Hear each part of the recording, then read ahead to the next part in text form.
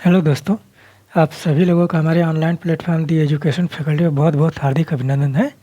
हम लोग एनसीईआरटी बात कर रहे हैं और एनसीईआरटी के भारतीय इतिहास पे बात किया जा रहा है, जो क्लास 12th की पुस्तक है, यानी कि कक्षा 12वीं की पुस्तक है और 3 भागों में है। आप लोगों को बहुत बार बताया जा चुका है, तो हम लोग भाग 1 कंप्लीट कर चुके हैं, भाग 2 पर बात किया जा रहा है और भाग 2 का आखिरी अध्याय हम लोग पढ़ रहे हैं।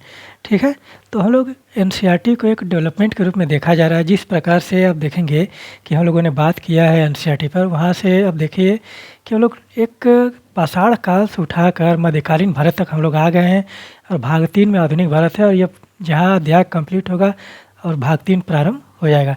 ठीक है, तो आप लोग एनसीईआरटी पढ़िए। एनसीईआरटी पढ़ना बहुत ही ज़रूरी है, क्योंकि एनसीईआरटी जो है आप लोगों का जो बेसिक नॉलेज है, जो एकदम ग्राउंड लेवल की नॉलेज है, वो एकदम देती है। और हम लोग तो एनसीईआरटी को एकदम डेवलपमेंट के रूप में देखा गया है, विधिवत तरीके से हर एक चीज़ के बारे में बात किया गया है। तो आप लोग पीछे के लेक्चरों को देखिए और वहाँ पर जाकर जाकर उसको समझने का प्रयास कीजिए और अपने सुझाव जो है टेलीग्राम चैनल से जुड़कर याद दीजिए या कमेंट बॉक्स में कमेंट करके दीजिए। ठीक है, तो आज हम लोगों को बात करना है भारतीय इतिहास भाग 2, शासक और इतिवृत्त मुगल दरबार लगभग 16वीं और 17वीं शताब्दी के बारे में। ठीक है, तो सबसे पहले हम लोग शासकों के बारे में देखा जाएगा और इस पर एक इंट्रोडक्टरी लेक्चर हो चुका है, तो आप लोग उसको देखिए और वहाँ पर बताया जा चुका है कि हम लोग किस प्रकार से एक लेक्चर को, किस प्रकार से इस अध्याय को पढ़ा जाएगा। तो वहाँ पर वो सारी चीज़ें बताई गई हैं और आज हम लोगों का इसका अध्याय प्रारंभ होगा और मुग़ल दरबार के बारे में, मुग़ल शासकों के बारे में हम लोग पढ़ेंगे। ठीक है, तो पहले हम आप लोगों को पुस्तक दिखा देते हैं कि पुस्तक आप लोग हमेशा रखे रहिए कि इस पुस्तक हम लोग अध्ययन किया जा रहा है कि शासक और इतिवृत्त। और पुस्तक को एक बार ध्यान से देख लीजिए कि एनसीईआरटी की पुस्तक भारतीय इतिहास के कुछ विषय भाग 2, ये कक्षा 12 की पुस्तक है। तो यहाँ पर आप लोग समझने का प्रयास कीजिएगा कि इतिहास में जो भी घटनाएं घटित होती हैं और इतिहास में जो भी शासक हुए हैं, जो जिसकी सत्ता रहेगी वो अपने तरीके से कार्य करेगा। और यहाँ पर सबसे महत्वपूर्ण बात ये है कि जब तक आप प्राचीन भारत यानी कि अतीत के बारे में नहीं जानेंगे, तब तक आप लोगों का वर्तमान सही नहीं होगा। ठीक है, और जब अपने वर्तमान को आप सही तरीके से जान लेंगे, तब आप लोगों का भविष्य का निर्माण होगा। तो ये 3 चीज़ें जो हैं एक दूसरे से कनेक्टेड है और उसको आप लोग समझने का प्रयास कीजिए। ठीक है, तो यहाँ पर जो जिस अध्याय को आज हम लोग पढ़ा जाएगा, जिस शासकों के बारे में हम लोग पढ़ेंगे, तो वहाँ पर बहुत सारी चीज़ें आप लोगों को देखने को मिलेंगी कि वहाँ पर सामाजिक व्यवस्था किस प्रकार से है, प्रशासन किस प्रकार से है, शासन व्यवस्था किस प्रकार से है, साम्राज्य का विस्तार किस प्रकार से किया गया। फिर उसके बाद आप देखेंगे कि जो धर्मांतरण की चीज़ें कि उसकी इस्लामिक शासन के बारे में हम लोग पढ़ रहे हैं, यानी कि मध्यकालीन भारत में मुग़ल दरबार के बारे में पढ़ा जाएगा। तो वहाँ पर आप लोग यहाँ पर ध्यान देने वाली बात है कि जिसका शासन है वो अपने हिसाब से शासन करेगा। और यहाँ पर हम लोग धर्मांतरण की चीज़ें भी देखेंगे और यहाँ पर मंदिरों को ध्वस्त कराकर मस्जिदों का निर्माण भी कराया गया है, वो सारी चीज़ें भी हम लोग यहाँ पर ध्यान में रखेंगे। और ये दिल्ली सल्तनत और मुग़ल दरबार में मुग़ल काल में बहुत ही ज़्यादा किया गया है कि अगर मान लीजिए कि कोई धर्म किसी पर हावी होना चाह रहा है, किसी धर्म अन्य धर्म पर हावी होना चाह रहा है, तो वो क्या करेगा, या तो उसको दबा कर रखेगा या तो उसकी आलोचना करता रहेगा। ठीक है, या तो यानी कि फर्स्ट आने का, मान लीजिए कि कोई अगर कंपटीशन हो रहा है, अगर आप 2 दोस्त पढ़ रहे हैं, तो अब वहाँ पर अगर किसी को टॉप करना है तो वो क्या करेगा, जो सेकेंड वाला फर्स्ट वाला व्यक्ति है, सेकंड वाले को क्या करेगा, वहाँ पर उसको बहकाने का प्रयास करेगा, वहाँ पर उसको दबाने का प्रयास करेगा, तभी तो उसको बदनाम करने का प्रयास करेगा, तभी तो वो फर्स्ट आएगा। ठीक है, तो इसी प्रकार से ठीक आप देखेंगे कि भारतीय इतिहास में भी हुआ है कि यानी कि एक धर्म जो है दूसरे धर्म पर अपना प्रभुत्व स्थापित करने का प्रयास कर रहा है, तो वहाँ पर क्या होगा, धर्मांतरण की चीज़ें देखने को मिलेंगी। वहाँ पर किसी जिस पर भावी होने का प्रयास किया जाएगा वो धर्म को दबाने का प्रयास किया जाएगा, फिर उसकी बुराइयाँ की जाएंगी, उसकी आलोचना भी किया जाएगा। तो ये सारी चीज़ें हम लोगों को इतिहास में पढ़ने को मिलता है। ठीक है, और मुग़ल काल के बारे में हम पढ़ रहे हैं, तो मुग़ल काल में आप लोग बहुत सारे शासकों के बारे में आज हम बात करेंगे, तो वहाँ पर वो सारी चीज़ें आप लोग समझने का प्रयास कीजिएगा। पहले हम आपको शासक बता देते हैं, फिर उसके बाद थोड़ा सा जो इस चैप्टर को हम लोग पढ़ेंगे उसके बारे में बात किया जाएगा। ठीक है, तो यहाँ पर आप लोगों को ध्यान देना है कि मुग़ल काल का जो मुग़ल वंश की स्थापना जो भारत में किस प्रकार से हुआ है, कौन किया है और क्या उद्देश्य था उसका। ठीक है, तो उस प्रकार से हम लोग बात करेंगे। तो यहाँ पर हम लिख देते हैं कि मुग़ल शासक। ठीक है, तो आप लोग भी नोट डाउन करते रहेंगे तो आप लोगों का नोट्स भी बनता चला जाएगा। ठीक है, मुग़ल शासक। ठीक है, इसके बारे में हम लोग बात करेंगे। ठीक है, तो पहले हम समय काल बता दे रहे हैं सभी शासकों का, फिर उसके बाद आप लोग वहाँ पर नोट डाउन कर लीजिएगा, तो फिर उसके बाद हम लोग एक एक करके बात करेंगे। तो सबसे पहले हम बात करते हैं बाबर के बारे में। बाबर यही तो है, यही है ना मुगल वंश का संस्थापक। और बाबर ने आप देखेंगे कि 1526 ठीक है, 1526 ठीक है, 1526। तो 1526 में ऐसा नहीं कि बाबर ने पहली बार भारत पर आक्रमण किया, ठीक है। अब देखेंगे कि बाबर इसके पहले से ही प्रयास कर रहा है कि सिंध के प्रांतों को जीतने का प्रयास किया जा रहा है, लेकिन वहाँ पर असफल हो रहा है। लेकिन अब देखेंगे कि 1526 में क्या होता है, पानीपत का प्रथम युद्ध, ठीक है। ये तो सबको याद होता है। बाबर ने 4 युद्ध लड़े हैं भारत में, 1526 से लेकर 1530 तक, ठीक है। 29 तक लड़ता है और 30 में इसकी मृत्यु हो जाती है। तो बाबर के 4 युद्धों को हम लोग आज जानेंगे। पानीपत का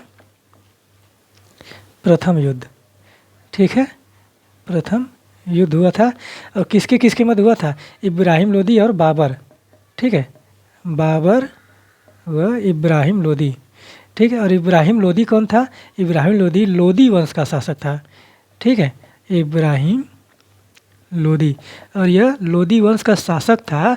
और आप देखेंगे कि दिल्ली सल्तनत में एकमात्र ऐसे शासक हैं जो अफ़गानी शासक हैं। कौन है, वो है लोदी वंश के, ठीक है। अगर कभी प्रश्न पूछे कि दिल्ली सल्तनत में कौन अफ़गानी शासक हैं, अफ़गान से आए हैं, वो है लोदी वंश के शासक, ठीक है। तो 1526 में इब्राहिम लोदी और बाबर के मध्य युद्ध होता है पानीपत के मैदान में। और यहाँ पर देखेंगे कि इब्राहिम लोदी पराजित होता है, फिर जाकर बाबर यहाँ पर अपना मुगल वंश की स्थापना करता है। और बाबर को आमंत्रण किसने दिया था, अब देखेंगे कि पंजाब के सूबेदार हैं, यहाँ पर देखेंगे कि दौलत खां लोदी,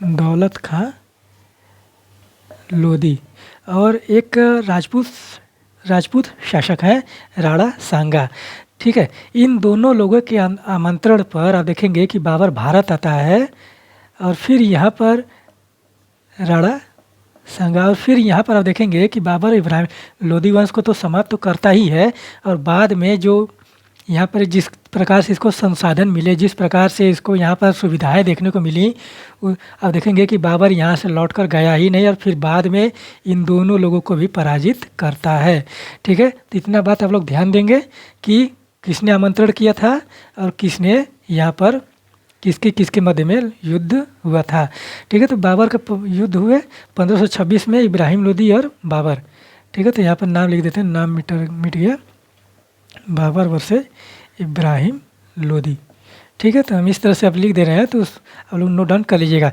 फिर इसके बाद आप देखेंगे कि 1527 ईस्वी में, ठीक है, 1527 में, 1527 में कौन सा युद्ध होता है, खानवा का युद्ध होता है, ठीक है, खानवा का युद्ध, ठीक है। और खानवा का युद्ध किसके किसके मध्य होता है, बाबर वर्सेज, और आप देखेंगे कि राणा सांगा, ठीक है, राणा सांगा, खानवा का युद्ध हो गया। फिर उसके बाद आप देखेंगे कि 1528 में कौन सा युद्ध होता है, चंदेरी का युद्ध, ठीक है। इसको आप लोग नोट डाउन करते रहेंगे, इसका क्रम भी पूछा जाता है और आप लोग यहाँ पर ध्यान दीजिएगा, ठीक है। चंदेरी का युद्ध, और चंदेरी का युद्ध होता है बाबर, आप देखेंगे कि बाबर वर्सेज, बाबर का युद्ध होता है, आप देखेंगे कि मेदिनी राय, ठीक है। ये भी है, आप देखेंगे कि राजपूत शासक हैं और इनको भी यह पराजित करता है। फिर उसके बाद देखिए 1529 में, 1529 में कौन सा युद्ध होता है, घाघरा का युद्ध, ठीक है, घाघरा का युद्ध, घाघरा का युद्ध, ठीक है। घाघरा का युद्ध किसके किसके मध्य होता है, यहाँ पर नोट डाउन कर लीजिए, बाबर, और यहाँ पर देखेंगे कि महमूद लोदी करके एक है, ठीक है, महमूद लोदी, ठीक है। तो ये 4 युद्ध जो हैं बाबर के 1526 लेकर 1529 तक का, ये आप लोग नोट डाउन कर लीजिए। इसके बाद आप देखिए कि 1530 में बाबर की मृत्यु हो जाती है, ठीक है। 1530 में जब बाबर की मृत्यु होती है तो इसका पुत्र जो है नसरुद्दीन हुमायूं, वह गद्दी पर बैठता है, ठीक है। तो यहाँ पर ये चीज़ें आप लोगों को समझ में आई कि बाबर किस प्रकार से भारत में आगमन हुआ, किस प्रकार से वहाँ पर उसने शासन व्यवस्था को चलाया, और फिर उसके बाद आप देखिए कि बाबर मुग़ल वंश की स्थापना किस प्रकार से हुई। तो यहाँ पर बाबर 1526 से 1530, ठीक है। और फिर उसके बाद इसका बेटा बैठता है हुमायूं, नसीरुद्दीन हुमायूं, ठीक है, हुमायूं बैठता है। तो आप देखेंगे कि 1530 से 1540 तक ही यह शासन कर पाता है, ठीक है, 1540 तक। तो 1540 में क्या ऐसा हो जाता है, 1540 में आप देखेंगे कि यहाँ पर 1540 में होता है चौसा का युद्ध। चौसा बिहार में पड़ता है, और यहाँ पर आप ध्यान देंगे कि इसी युद्ध में हुमायूं जो है अपने घोड़े सहित गंगा नदी में छलांग लगा दिया था। और यह युद्ध हुआ था किसके मध्य में, आप देखेंगे कि हुमायूं और शेर शाह सूरी। यहाँ पर आप देखेंगे कि कुछ समय तक शेर शाह सूरी का शासन हो जाता है, मुग़ल वंश समाप्त हो जाता है, ठीक है। तो यहाँ पर एक वंश लिख लीजिए, शेर शाह सूरी, ठीक है। तो यह शासन कब करता है, आप देखेंगे कि शेर शाह सूरी जो है 1540 से 1555 तक, ठीक है, 1555 तक शासन करता है। और बीच बीच में देखेंगे कि हुमायूं वापस लौट कर आता है, लेकिन फिर भी वह हारता है, ठीक है। तो यहाँ पर वहाँ पर आप देखेंगे कि हुमायूं हार नहीं मानता है, लेकिन आप देखेंगे कि जब शेर शाह सूरी जो है कालिंजर के किले को जीतने के लिए जाता है और वहाँ पर उसके तोपखाने का निरीक्षण करता रहता है, तो तोपखाने से एक तोप का गोला छोड़ा जाता है और वो जाकर कालिंजर के किले से टकरा कर फिर तोपखाने में ही गिर जाता है, और वहाँ पर आप देखेंगे कि शेर शाह सूरी की मृत्यु हो जाती है। इसके वजह से शेर शाह सूरी की मृत्यु हो जाती है। और फिर उसके बाद देखेंगे कि हुमायूं को अवसर मिलता है और फिर वहाँ से वापस आता है। फिर यहाँ पर देखेंगे कि हुमायूं जो है सेकेंड अटेम्प्ट जो इसका हुआ है, देखिए कि हुमायूं का जो सेकेंड अटेम्प्ट है वो 1555-56 में फिर आया, ठीक है। और भारतीय इतिहास में अगर किसी का संघर्षपूर्ण शासन है, ठीक है, तो वो हुमायूं का है, ठीक है। पूरे इतिहास में आप पढ़ेंगे और हुमायूं का जीवन काल आप पढ़िए, और फिर उसके बाद वहाँ पर समझने का प्रयास कीजिए हुमायूं जो है लड़खड़ाते हुए किस प्रकार से बैठा, और फिर उसके बाद लड़खड़ाते हुए ही वो किस प्रकार से फिर गद्दी पर बैठता है। फिर उसके बाद 1555-56 के लगभग में आप देखेंगे कि पुस्तकालय से सीढ़ी से गिरकर बेचारे की मृत्यु हो जाती है। तो इतना संघर्षपूर्ण इसका जीवन है कि आप पढ़िए इसके जीवन के बारे में आप पढ़िए, तो आप समझने का देखेंगे कि कितना संघर्षपूर्ण बेचारा है, ठीक है। तो हुमायूं जो है 1555-56 में पुस्तकालय से सीढ़ी से गिरकर इसकी मृत्यु होती है। और फिर वहाँ पर देखेंगे कि शेर शाह सूरी का जो सूर वंश है वो तो समाप्त हो ही जाता है कालिंजर के युद्ध में ही। फिर वहाँ पर हुमायूं फिर आता है, फिर से मुग़ल वंश की स्थापना होती है। तो यहाँ तक आप लोग नोट डाउन कर लीजिए। यहाँ के बाद आप देखेंगे कि बैठते हैं अकबर महान, ठीक है। तो अकबर ने जिस प्रकार से भारत में कार्य किए हैं, जिस प्रकार से उसका शासन प्रशासन है, और देखिए कि कितना उल्लेखनीय और किस प्रकार से, देखिए कि हुमायूं तो अपना जीवन काल व्यतीत करके 21 साल में निपट गया। तो वहाँ पर देखिए कि अकबर जब बैठता है तो उसको कितनी कठिनाइयों का सामना करना पड़ेगा। और फिर अकबर कितने साल का था ही, ठीक है। अकबर देखेंगे कि अकबर जो है यहाँ पर 12 साल का लड़का है, और 12 साल के लड़के में आप देखिए कि वो कितना हुनरमंद है। और फिर उसके बाद उसके जो संरक्षण करता है, और इसके संरक्षणकर्ता जो हैं आप देखेंगे कि बैरम खां है, और बैरम खां के संरक्षण में ही बाबर बड़ा होता है। फिर उसके बाद अपने साम्राज्य को अक्षुण्ण बनाए रखता है। जब यह बड़ा हो जाता है तो फिर बैरम खां को षड्यंत्र के द्वारा मरवा भी देता है। शायद ऐसा ही हुआ था कि बैरम खां को षड्यंत्र के द्वारा मार दिया गया। यहाँ पर अकबर उसमें शामिल था या नहीं था, उसके बारे में बहुत सारे विद्वानों का मानना है कि चर्चाएं होती रहती हैं कि किसने बैरम खां को मरवाया था, किसने किस प्रकार से, या वो युद्ध करते समय वहाँ पर उसकी मृत्यु हो गई थी, या फिर उसके बाद वहाँ पर युद्ध कर रहा था तो वहाँ पर कुछ गुप्तचर थे, वहाँ पर एक आया था, उस तरह से वहाँ पर षड्यंत्र करके उसको बैरम खां को अपने कुटी में ही, उसके टेंट में ही, जिस तरह से तंबू में ही उसको हत्या कर दी गई थी। इस प्रकार की कहानियाँ वहाँ पर देखने को मिलती हैं। और यहाँ पर देखिए कि अकबर का जो शासनकाल है, प्रारंभिक शासनकाल है, बहुत ही ज़्यादा कठिनाईपूर्ण है। और यह बैठता है 1556 से लेकर 1605 ईस्वी तक, 1605 ईस्वी तक यह शासन करता है। और वहाँ पर देखिए कि इतने सालों में यह बहुत मान लीजिए कि 40 युद्ध तो लड़े ही हैं इसने। 40 युद्ध गिना जाता है कि 40 युद्ध इसने लड़े हैं और 40 युद्धों में विजय प्राप्त की है और एक बड़े साम्राज्य का नींव इसने रखा था। ठीक है, और वहाँ पर आप देखिए कि बाबर हुमायूं ने जिस प्रकार से साम्राज्य को छोड़ कर गए, बाबर ने जिस प्रकार से साम्राज्य को भारत में छोड़ कर गया, हुमायूं ने उसको अछूत तो बनाए रखा। जबकि आप देखेंगे कि शेरशाह सूरी के बाद जो मुगल वंश फिर से आता है तो उसकी कठिनाइयाँ, उसमें बहुत ही ज़्यादा कठिनाई होती है हुमायूं को बैठने में। ठीक है, फिर उसके बाद हुमायूं की मृत्यु के बाद अकबर को देखिए कि किस प्रकार से शासन मिला, किस प्रकार से साम्राज्य उसको मिला जिसको वो लेकर चला। और बाद में कालांतर में देखेंगे कि ये इसका जो शासनकाल है 1556 से लेकर 1605 ईस्वी तक का है, उसमें देखेंगे कि 40 युद्ध लड़ता है। फिर उसके बाद वहाँ पर बाबर ने एक बड़ी विस्तृत साम्राज्य की नींव रखी। तो यहाँ पर अगर हम मान सकते हैं कि जो कि मुगल वंश का जो एकदम बेहतरीन शासक के रूप में उभर कर आया, वहाँ पर आप अकबर को देखेंगे कि अकबर ने किस प्रकार से अपने साम्राज्य को विस्तृत किया। यहाँ पर अकबर ने आप देखेंगे कि अकबर ने वहाँ पर राजपूतों के साथ वैवाहिक संबंध भी स्थापित किए हैं। वहाँ पर उसने कूटनीतियों का भी सहारा लिया है और वहाँ पर अपने विद्रोहों को दबाने का भी इसने प्रयास किया है। और अकबर के शासनकाल में देखेंगे कि नवरत्नों की बात की जाती है। उन नवरत्नों में आप देखेंगे कि बीरबल है, फिर उसके बाद मान सिंह है, तानसेन है, राजा टोडरमल है। इन चारों लोगों का नाम जो है इतिहास में बहुत ही ज़्यादा फेमस है, क्योंकि इन लोगों ने कार्य जिस प्रकार से किए। मान सिंह तो मान लीजिए कि सेनापति था, फिर उसके बाद राजा टोडरमल जो हैं वो आपके कृषि विभाग से संबंधित थे। बीरबल जो इनका मंत्री था वो भी बहुत चतुर चालाक थे। और फिर उसके बाद तानसेन जो थे वो संगीत में निपुण थे। तो इस प्रकार से अकबर के शासनकाल में देखने को मिलता है। और अकबर ने बहुत सारे विभागों की स्थापना कराई। इसने अब देखेंगे कि हिंदू संतों को और सूफी संतों को एक जगह लाने का एक प्रयास किया और वहाँ पर एक जगह बैठाता था और वहाँ पर अपने बैठकर वहाँ पर उनकी बातें भी सुनता था। इस प्रकार का आयोजन भी अकबर ने किया है। और फिर यहाँ पर अकबर के शासन प्रशासन के बारे में बात किया जाए तो आप देखेंगे कि जिस प्रकार से भूमि की पैमाइश अकबर के शासनकाल में हुआ, फिर उसके बाद जिस प्रकार से इसने भूमियों का बंटवारा किया है वो बहुत ही ज़्यादा उल्लेखनीय हो जाता है। और अकबर के बारे में एक बात और होती है कि अकबर ने जजिया कर समाप्त किया। फिर उसके बाद अकबर ने दीन इलाही धर्म का प्रारंभ किया, लेकिन दीन इलाही धर्म का वहाँ पर कोई पुख्ता प्रमाण तो मिलता नहीं है कि उसमें कितने लोग शामिल थे। और ऐसा माना जाता है कि बीरबल एकमात्र ऐसा व्यक्ति था कि जिसने दीन इलाही धर्म को अपनाया और वही एक अंतिम भी व्यक्ति है। ठीक है, तो ऐसा माना जाता है, लेकिन विवरण प्राप्त नहीं होते। तो ऐसा हो सकता है कि समाज में दीन इलाही धर्म को मानने वाले और भी लोग हों। ठीक है, विवरण नहीं मिलते हैं, विवरण के बारे में विवरण मिलता है तो इसके बारे में पता होता है। लेकिन इतिहासकार जो है आप देखेंगे कि डार्क एज जो है वहाँ पर जो सामाजिक चीज़ें हैं उसमें को बताने का बहुत ही कम प्रयास किया गया है।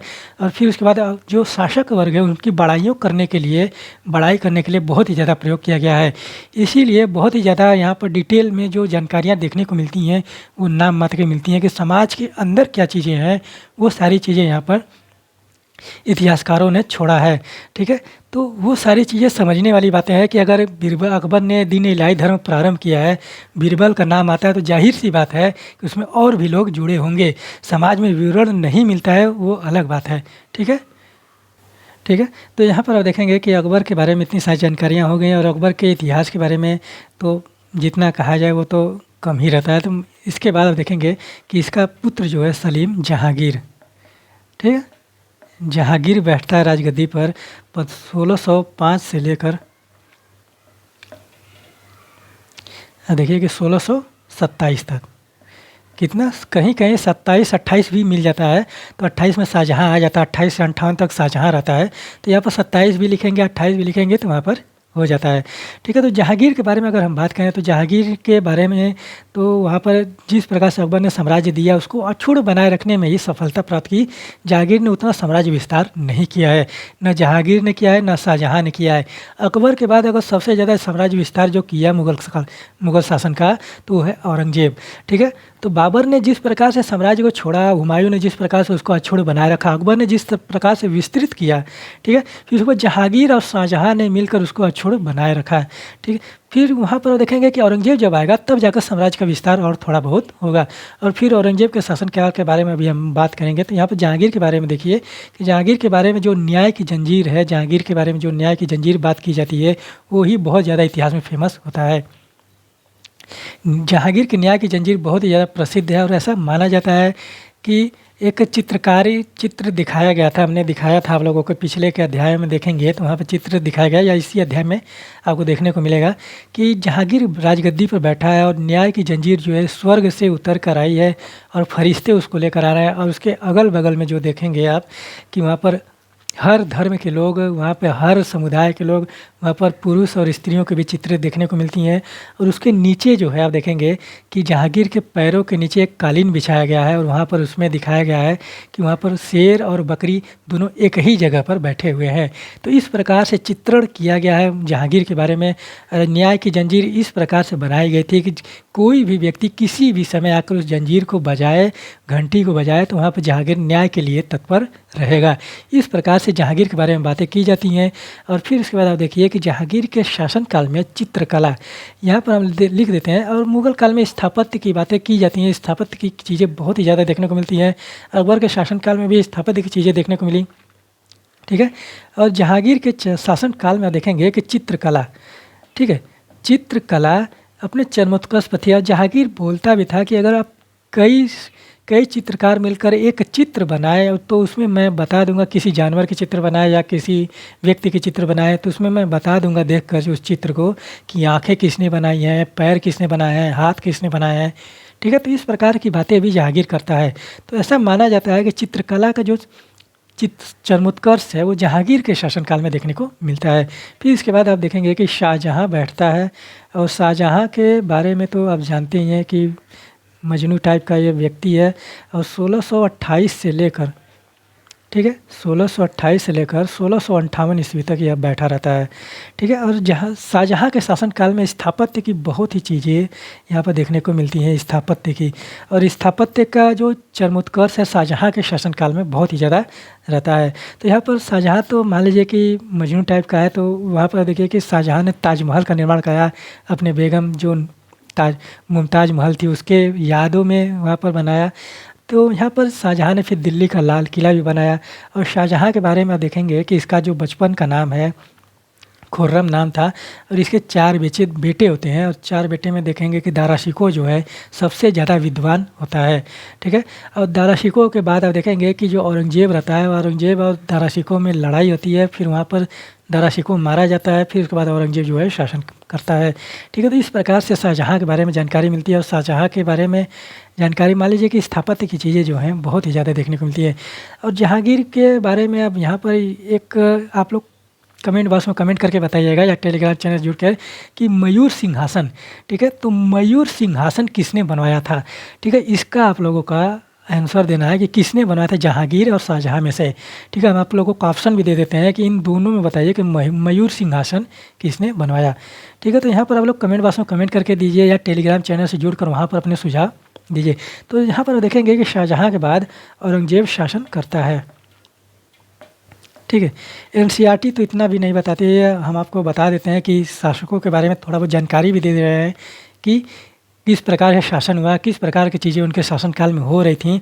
तो एनसीईआरटी तो मान लीजिए कि एक डेवलपमेंट के रूप में देता है और एक ही पैराग्राफ में आप लोगों को सारे शासक कंप्लीट कर देगी, ठीक है। तो उस प्रकार से आप देखिए कि एनसीईआरटी पढ़िए, बहुत ही ज़्यादा कॉन्सेप्ट जो है समझने का प्रयास कीजिए, कि एनसीईआरटी समझने का प्रयास कीजिए, ठीक है। औरंगजेब जब बैठता है तो यहाँ पर आप देखेंगे कि 1658 से लेकर 1707।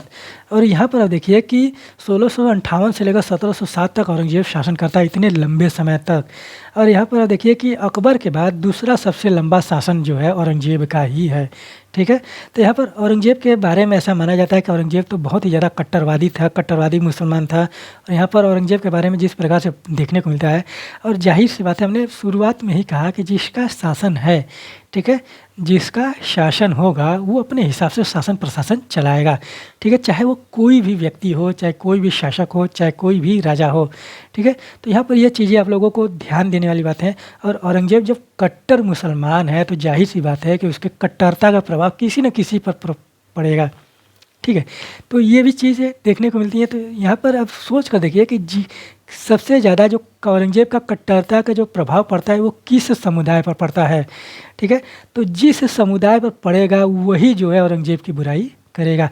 ऐसा नहीं है कि यहाँ पर औरंगज़ेब की जो बातें हैं हर एक लोग बुराई करते हैं, यानी कि ऐसा माना जाता है कि कट्टरता है, ठीक है। औरंगज़ेब ने कट्टरपन का समर्थन दिया और औरंगज़ेब ने जिस प्रकार से शासन किया है, जिस प्रकार से हिंदू समुदाय को क्षति पहुंची, जिस प्रकार से हिंदू मंदिरों को क्षति पहुंची है, तो वहाँ पर औरंगज़ेब ने ऐसा कार्य किया है, ठीक है। और वहाँ पर देखेंगे कि इसने औरंगज़ेब ने मंदिरों का जीर्णोद्धार भी करवाया है, बनारस में घाटों का निर्माण भी करवाया है। तो इस प्रकार से औरंगज़ेब के बारे में जानकारियाँ देखने को मिलती हैं। और यहाँ पर अब देखिए कि जिसको क्षति पहुँचेगा तो वो जाहिर सी बात है कि किसी के बारे में तो बुरा लिखेगा ही, ठीक है। तो इस तरह से भी चीज़ें देखने को मिलती हैं।